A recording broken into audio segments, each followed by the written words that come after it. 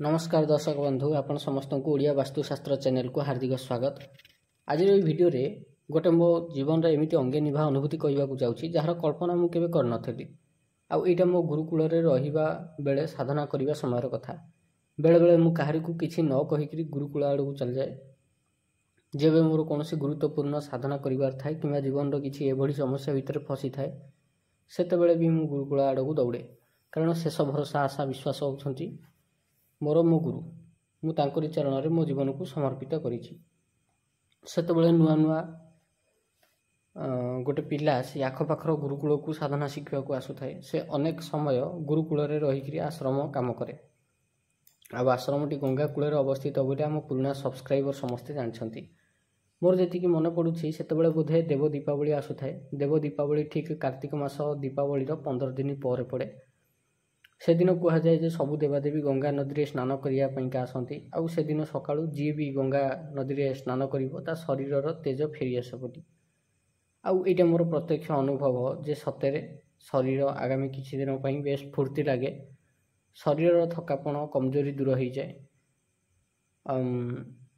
काशी रे एमती अनेक चमत्कार हुए जहाकू साधु सन्यासी नागा साधु तथा अघोरी सन्थ सब जानी पारंती देखि पारंती। जहाँ भी हो किछि दिन पूर्वर मु गोटे जंत्र साधना आरंभ करि थाए। जो माने जानि नाहंती जे जंत्र साधना कोन से मानकू कहबाकू चाहे। जेमती आमे मंत्र को साधना करी जप होम तर्पण मार्जन करी सिद्ध करू सेपरी जंत्र साधना करा जाए।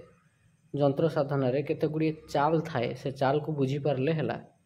चाल अनुसार जंत्र बारंबार लेखिबा द्वारा ताहा सिद्ध हुए। जेबे जंत्र सिद्ध हो जाए सेतेबेले से जंत्र जो कार्य पई व्यवहार करिवे ताहा काम करे। सेतेबेले मु चांदीर कलम रे लेखे। चांदीर कलम रे लेखिया मोर गोटे शौक। जिते प्रकार कलम अच्छी आम तंत्रशास्त्र रे सुना कलम चांदी कलम चेमेली कलम डेलिंब कलम बहुत फेमस। जो माने पुरखा तांत्रिक थे से आपड़ पचारे से कहीपर। साधारणतः जेबे जिते प्रकार शुभ कार्य निमित्त जंत्र लिखा जाए जेपरिक व्यापार वृद्धि जंत्र गर्भधारण जंत्र रक्षा कवच जंत्र दुनिया जिते प्रकार कवच जंत्र अच्छी से सबू सुना रूपा तथा अनार बा डालिंब कलम रे लिखा जाए। आउ षटकर्म पई चामेली डालिंब कन्यर लुहा तंबा इत्यादि रे निर्मित कलम व्यवहार करा जाए। जंत्र लिखिया पई साधारणतः त्रिगंध पंचगंध सप्तगंध अष्टगंध शाहीर व्यवहार करा जाए। मारण स्तंभना उच्चाटन विद्यार प्रयोग पई काउपर पेचापर बिलेई नख कुकुर नख झिंक कंटा इत्यादि कलम भी व्यवहार करा जाए। आउ शाही पाइका सप्तमूर्तिका छेली रक्त बाघनिश साप कातिर तैयारी शाहीर व्यवहार करा जाए। मोर जेतिकी मन पड़ुछि सेतेबेले मु माया जंत्र साधना करथाए। प्रत्येक दिन माया जंत्र को 1008 थर लिखि नदी रे विसर्जन करने को पड़ता। संध्या समय दीपर आलुअरे मोर जंत्र लेखा चल थाए। आश्रमर आखपाखरे अनेक बिलुआ और गधिया राति हेले गढ़ंती। एसबू अनेक थर मु देखिछि। सेपटे गध को खचड़ बोली कहती किंतु खचड़ा और गध भितर फरक अच्छी। बालिया माटी दीप आलुअरे मु मोर जंत्र साधन व्यस्त थाए। किछि समय पर मते लागिला जेमती बाहर किछि गोटे शब्द सु सु शब्द होउछि। मु ताकू इग्नोर करिकरी मोर साधना रे लागि थाए। भलरे कणैला बेलकू भलरे कानैला बेलकू किछि गोटे मंत्रर शब्द आसु थाए। एमती लागु थाए जेमती केही गोटे फुसफुस हेकरी कोनोसी मंत्र जप करूछि। संध्या समय सेतेबेले तो कोनोसी विशेष पर्व न थाए। असमय किए मंत्र जप करूथिबो बोली मु ठौरे पारु न थाए। सेठु मु मोर काम लागि गली आउ अन्यत्र ध्यान देलिनी। मोर आउ अल्प प्राय 20टा खंडे जंत्र लेखिबार थाए। मु से जंत्र लेखिकरी सेठी किछि समय बसिकरी ध्यान कली। मोर कान रे फुसफुस साउंड बढ़िबा को लागिला। मु भलरे कानेइली कि को मंत्र जप चलीछि बोली भाविली। बोधे गुरुजी कौन सी मंत्र जप करछंती किंतु पर भाविली गुरुजी तो ए समय मंत्र जप करंतिनी। तबे कौन चली सब मोर कहीं किए जानी डाउट है आ जानिबार जिज्ञासा मातिला जे कि मंत्र जप चली कौन किए करुच्ची आ किए जप करुच्ची टिके देखिबी। बाहर को जाई देखे तो से नुआ पिला जी आम आश्रम को आसिकी एबे रही आ मंत्र जप करुच्ची। तार बयस से पाखापाखि 20 खंडे हम बोधे। से जो बसी मुझे पाखे गोटे झाड़ी पाखे लुचिकी देखिली कौन चली तार।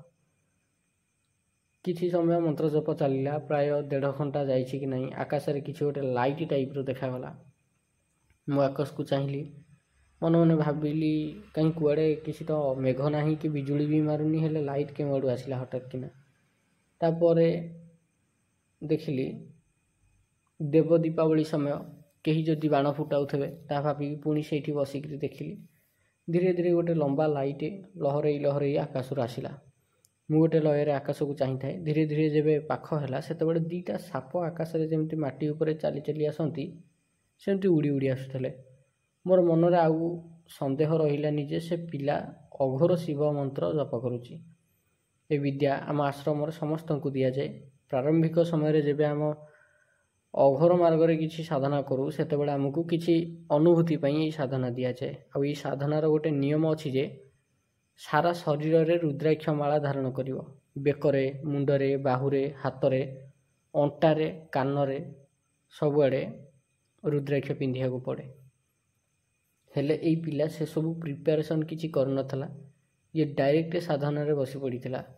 ସୁରକ୍ଷା ଘେରା ଲଗେଇଥିଲା କି ନାହିଁ ଜଣା ନାହିଁ, କିନ୍ତୁ ତା ଚାରିପଟେ ଗୋଟେ ଗୋଲ ଘେରା ବୁଲିଆ ହେଇଥିଲା। ବୋଧହୁଏ ସେ ସୁରକ୍ଷା ଘେରା କାଟିଥିଲା ଆଉ ତା ଭିତରେ ସାଧନା କରୁଥିଲା।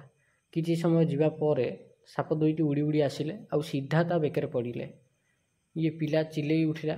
ସେ ସାପ 2ଟି ଧୀରେ ଧୀରେ ତା ଶରୀରରେ ଗୁଡ଼େଇ ହେଇଗଲେ ଆଉ ତା ମୁହଁ ପାଖରେ ଅତ୍ୟନ୍ତ କ୍ରୋଧ ସ୍ୱଭାବରେ କାମୁଡ଼ିବା ପାଇଁ ଫଣା ଟେକିକିରି ଦାନ୍ତ ଦେଖେଇଲେ।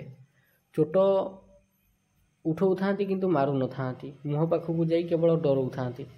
ଧୀରେ ଧୀରେ ସେ ସାପ 2ଟି ପିଲାଟିକୁ କଷିବାକୁ ଲାଗିଲେ ଆଉ ସେ ପିଲା ଚିଲେଇ ଉଠିଲା, କିନ୍ତୁ ଗୋଟେ ସାପ ତା ପାଟିରେ ପଶିଗଲା। ସେ ଆଉ ଚିଲେଇ ପାରିଲାନି। ନୀରବ ହେଇକି ସେଇଠି ବସି ରହିଲା। କ'ଣ କରିବି ବୋଲି ଭାବୁଥାଏ, କିନ୍ତୁ ମନକୁ କିଛି ବୁଦ୍ଧି ଜୁଟୁ ନଥାଏ।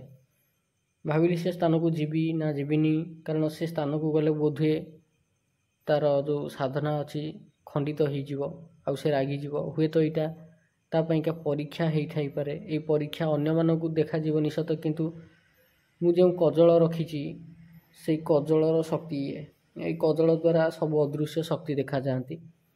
କିଛି ସମୟ ଅପେକ୍ଷା କଲି, ଦେଖିଲି ସେ ପିଲାଟି ସେଇଠି ଭୂମି ଉପରେ ଗଡ଼ି ପଡ଼ିଲା। ସେ ଯେମିତି ଭୂମି ଉପରେ ଗଡ଼ି ପଡ଼ିଲା, ମୋତେ ଲାଗିଲା ବୋଧହୁଏ କିଛି ଗୋଟେ ଅସୁବିଧା ପଡ଼ିଲା ବୋଧେ। ସେଇଠୁ ମୁଁ ତା ପାଖକୁ ଗଲି ଆଉ ଦେଖିଲି ସାପ 2ଟି ତା ଦେହରେ ଗୁଡ଼େଇ ହେଇଯାଇଛନ୍ତି। ଆଉ ଯେମିତି ସେ ସାପ 2ଟି ମୋତେ ଦେଖିଲେ ତୁରନ୍ତ ରସିରେ ପରିବର୍ତ୍ତିତ ହୋଇଗଲେ। ଇଏ କି ପ୍ରକାର ମାୟା ମୁଁ ବି ବୁଝିପାରୁନଥାଏ। ସେଇଠୁ ସର୍ବପ୍ରଥମେ କ'ଣ କଲି ନା ଯେଉଁ ଧୂଳି ବାଣ ମନ୍ତ୍ରରେ ମନ୍ତ୍ରିତ କରି କିଛି ଧୂଳି ତା ଉପରେ ପକାଇଦେଲି।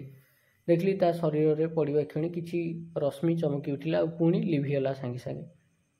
ତାପରେ ତାକୁ ସୁରକ୍ଷା ମନ୍ତ୍ରରେ ତା'ର ଦେହ କିଳିଦେଲି। ସେତେବେଳକୁ ସେ ଆଉ କଥା କହିପାରୁନଥାଏ, ଏକଦମ ଅଣନିଶ୍ୱାସୀ ହେଇଯାଇଥାଏ। ଗୋଟେ ପରେ ଗୋଟେ ଦୀର୍ଘ ନିଶ୍ୱାସ ମାରୁଥାଏ। ତାକୁ କାନ୍ଧ ଦେଇ ଧରିକିରି ଆଶ୍ରମକୁ ନେଇକି ଗଲି। ତାକୁ ପଚାରିଲି, କେଉଁ ସାଧନା କରୁଥିଲୁ ଆଉ ସେ ସାପ ତୋତେ ଆଟାକ୍ କାହିଁ କଲେ? ସେ କହିଲା ଜାଣିନି। ତାକୁ ପଚାରିଲି, ସୁରକ୍ଷା ଘେରା ଲଗେଇଥିଲୁ ତ? ସେ କହିଲା ହଁ ଲଗେଇଥିଲି। ପୁଣି ତାକୁ ପଚାରିଲି କି ସୁରକ୍ଷା ଘେରା ଲଗେଇଥିଲୁ ତ? ସେ କହିଲା ହଁ ଲଗେଇଥିଲି। ପୁଣି ତାକୁ ପଚାରିଲି ଯେ ଦେହ କିଳନ କରିଥିଲୁ? ସେ ମନା କଲା। ମନେ ମନେ ଚିନ୍ତା କଲି କି ଦେହ କିଳନ ନହେଲେ ବି ଯଦି ସୁରକ୍ଷା ଘେରା ଲାଗିଛି, ତେବେ କୌଣସି ଶକ୍ତି ତା ଭିତରକୁ ପ୍ରବେଶ କରିବା କଥା ନୁହଁ। ତେବେ ପ୍ରବେଶ କଲା କେମିତି? ମୁଁ ବି କିଛି କଥାଟା ବୁଝିପାରୁନଥାଏ। ଆଚ୍ଛା, ମୁଁ ତାକୁ ପଚାରିଦେଲି କ'ଣ ଯେ ସୁରକ୍ଷା ଘେରା କେମିତି ଲଗେଇଥିଲୁ? ସେ କହିଲେ କି ମନ୍ତ୍ର କହିଲି ଆଉ ନିଜ ଆଙ୍ଗୁଠିରେ ଚାରିପଟେ ଘେରା ବନେଇଦେଲି।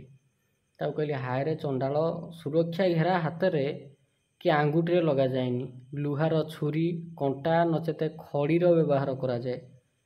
ସେଠୁ ତାକୁ ଆଉ ବେଶୀ କିଛି ନ କହିକିରି ଆଶ୍ରମକୁ ନେଇକିରି ଗଲି ଆଉ ତାକୁ ପାଣି ଦେବାର ବ୍ୟବସ୍ଥା କଲି ଆଉ ଶୁଆଇଦେଲି। ସେ ରେଷ୍ଟ ନେଲା। ଆସିବା ପୂର୍ବରୁ ତାକୁ କହିକି ଆଇଲି, ତୁ ଆଉ ଭୟ କରିବୁନି, ତୋ ଦେହର କିଳନ ହେଇଯାଇଛି, ଆଉ ତୋତେ କିଏ ଏଇନା ସ୍ପର୍ଶ କରିପାରିବେନି। କିନ୍ତୁ ସେ ସାରା ରାତି ଆଉ ଭୟରେ ଶୋଇପାରିଲାନି। 2-4 ଦିନ ପର୍ଯ୍ୟନ୍ତ ଶୋଇଥିବା ସମୟରେ ଚିହିଁକିକି ଉଠିଲା। ସେଇଠୁ ଆଶ୍ରମରେ ସମସ୍ତେ ଜାଣିଲେ। ତାପରେ ଝଡ଼ା ଫୁଙ୍କା କରିକିରି ତାକୁ ତାବିଜ ପିନ୍ଧିଆ ହେଲା। ତାପରେ ସେ ଧୀରେ ଧୀରେ ଠିକ୍ ହେଇଗଲା ଆଉ 2-4 ଦିନ ଭିତରେ।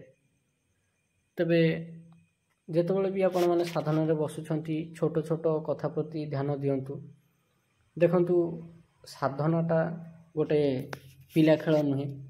ପ୍ରତ୍ୟେକ ସାଧନା ଭିତରେ କିଛି ଉଗ୍ର ସାଧନା ଥାଏ, କିଛି ସୌମ୍ୟ ସାଧନା ଥାଏ। ଯେତେବେଳେ ଆପଣ ସୌମ୍ୟ ସାଧନା କରନ୍ତି ସେତେବେଳେ ତ କୌଣସି କ୍ଷତି ହୁଏନି କି ଏଭଳିଆ ଅନୁଭୂତି ହୁଏନି, କିନ୍ତୁ ଯେତେବେଳେ ତୀବ୍ର ସାଧନା ଆଡ଼ିକି ଯାଆନ୍ତି, ପ୍ରତ୍ୟକ୍ଷୀକରଣ ସାଧନା ଆଡ଼ିକି ଯାଆନ୍ତି, ସେତେବେଳେ ଏଭଳିଆ ପ୍ରତିକ୍ରିୟା ଆଡ଼କୁ ଦେଖିବାକୁ ମିଳେ।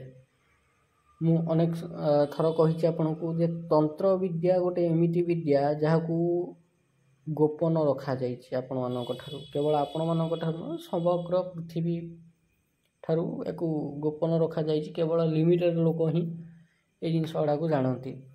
ସେଥିପାଇଁ ଯିଏ ଯେକୌଣସି ସ୍ଥାନରେ ଥାଉ, ଯେକୌଣସି ପରିସ୍ଥିତିରେ ତନ୍ତ୍ର ବିଦ୍ୟା ଶିଖିବାକୁ ଚାହୁଁ କିମ୍ବା ଶିଖୁ, ସବୁଠୁ ପ୍ରଥମ କଥା ହେଉଛି ସୁରକ୍ଷା ଘେରା, ନିଜର ସୁରକ୍ଷା। ଆପେ ବଞ୍ଚିଲେ ବାପାର ନାଁ। ତେଣୁ ପ୍ରଥମେ ନିଜର ସୁରକ୍ଷା, ତା ବାଦ ସାଧନା। ସେଥିପାଇଁକା ଆପଣମାନେ ଯେଉଁମାନେ ଅସଲି ଗୁଣିଗାରେଡ଼ି ଶିକ୍ଷା ବହିଟା ଦେଖିଥିବେ PDF, ସେଥିରେ ଆପଣ ଦେଖିବେ ଗୋଟେ ପ୍ରୋସେସ୍ ଦିଆହେଇଛି। କ'ଣ ପ୍ରୋସେସ୍? ପ୍ରଥମେ ସୁରକ୍ଷା ଘେରା, ତାପରେ ଦେହ କିଳନ, ତାପରେ ଆସନ ବନ୍ଧନ, ତାପରେ ଭୂମି ପୂଜନ। ଏଇତକ କ୍ରିୟା, ଏଇତକ ମନ୍ତ୍ର ସିଦ୍ଧ କରି ସାରିଲା ପରେ ନେକ୍ସଟ ଆପଣ ଯିବେ କବଚ ଆଡ଼ିକି। କବଚକୁ ବେକରେ ପକାଇବେ, ତା ବାଦ ସାଧନା ଆରମ୍ଭ କରିବେ। ଏହା ଦ୍ୱାରା କ'ଣ ହୁଏ ନା କୌଣସି ପ୍ରକାରର ଯେଉଁମାନେ ଅଶରୀରୀ ଶକ୍ତି ଥାଆନ୍ତି, ଅଶରୀରୀ ମାନେ କ'ଣ? ଯେଉଁମାନଙ୍କର ଶରୀର ନଥାଏ, ଯେମିତିକି ଭୂତ, ପ୍ରେତ, ପିଶାଚ, ଡାକିନୀ, ଯକ୍ଷିଣୀ, ଯୋଗିନୀ, କାତ୍ୟାୟିନୀ, କିଙ୍କର, କିନ୍ନର, କିନ୍ନରୀ, ଏମାନେ ପ୍ରାୟତଃ ସବୁ ମଣିଷର ଉର୍ଜା ଚୋରେଇକି ନେବା ପାଇଁକା ଆସନ୍ତି। ମଣିଷର ଜପର ଫଳଟା ଚୋରି କରିବା ପାଇଁକା ଆସନ୍ତି, ଛଡ଼େଇ ନେବା ପାଇଁ ଆସନ୍ତି। ତେଣୁ ଏମାନଙ୍କ ଠାରୁ ରକ୍ଷା ପାଇବା ପାଇଁକା ସର୍ବପ୍ରଥମେ ଆସନ ବନ୍ଧନ କରିବା ଦରକାର, ଆସନ କିଳନ କରିବା ଦରକାର, ସୁରକ୍ଷା ଘେରା ଲଗାଇବା ଦରକାର, ନିଜର ଶରୀରକୁ କିଳନ କରିବା ଦରକାର। ତା ବାଦ ଆପଣ ମନ୍ତ୍ର ଜପ କରିବେ। ମନ୍ତ୍ର ଜପ ପରେ କିଛି ଲୋକ ଅଛନ୍ତି ହଠାତ୍ ଡାଇରେକ୍ଟ ଉଠିଯାଆନ୍ତି, କିନ୍ତୁ ସେମିତି ବିଲକୁଲ କରିବେନି। ହଠାତ୍ କିନା ଉଠିବେନି। ହଠାତ୍ କିନା ଉଠିବା ଦ୍ୱାରା କ'ଣ ହେବ ନା ଆପଣଙ୍କର ଯାହା ଉର୍ଜା ଶରୀରରେ ସଞ୍ଚିତ ହେବାର ଥିବ ତାହା ନଷ୍ଟ ହୋଇଯାଏ, ଅର୍ଥାତ୍ ସେଇଟା ହେଇପାରେନି, ସଞ୍ଚାରିତ ହେଇପାରେନି। ତେଣୁ 4 ମିନିଟ୍ 5 ମିନିଟ୍ ଖଣ୍ଡେ ସେ ସ୍ଥାନ ଉପରେ ବସିବେ ନୀରବ ହେଇକିରି, ଦେଖିବେ ସେ ଉର୍ଜା ଗୁଡ଼ାକ ଆପଣଙ୍କ ଶରୀର ଭିତରକୁ ପ୍ରବେଶ କରିଯିବ। ପ୍ରବେଶ କରିବା ପରେ ଆପଣ ସେଠୁ ଉଠିପାରିବେ, ନିଜର କାମ କରିପାରିବେ। ତେବେ ଆଜି ପାଇଁ ଭିଡ଼ିଓଟି ଏତିକି। ଯଦି ଆପଣଙ୍କୁ ଭିଡ଼ିଓଟି ଭଲ ଲାଗିଛି, ଏଇଭଳି ସତ କାହାଣୀ, ଅଙ୍ଗେ ନିଭା ତନ୍ତ୍ର ମନ୍ତ୍ର ରହସ୍ୟମୟୀ ଦୁନିଆର କାହାଣୀ ଶୁଣିବା ପାଇଁ ଆପଣ ଆମ ଚ୍ୟାନେଲକୁ ସବସ୍କ୍ରାଇବ୍ କରନ୍ତୁ। ଧନ୍ୟବାଦ।